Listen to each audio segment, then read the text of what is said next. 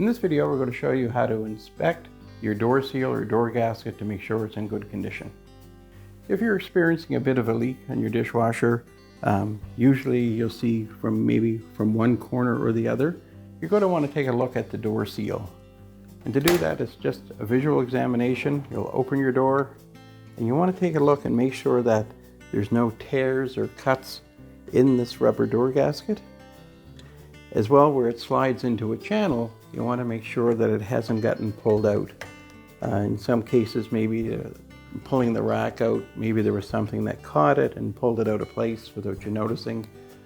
So you just want to do a visual inspection around the perimeter of the gasket and see if it's out of place, and if it is, just push it back in. These gaskets are fairly soft and quite flexible. Over time, they'll get hard and brittle. And if yours has gotten to that point that it's getting hard or it's actually starting to crumble, then it needs to be replaced. The other thing you want to look at is down into the corners where that excess bit of gasket is, and just look to make sure that it's not either ripped away or broken or distorted in some way so it's not laying flat. If that happens, it could actually divert water in underneath where the vent area is and push some up into the corners. But that's how you check to see if your door seal is good or not.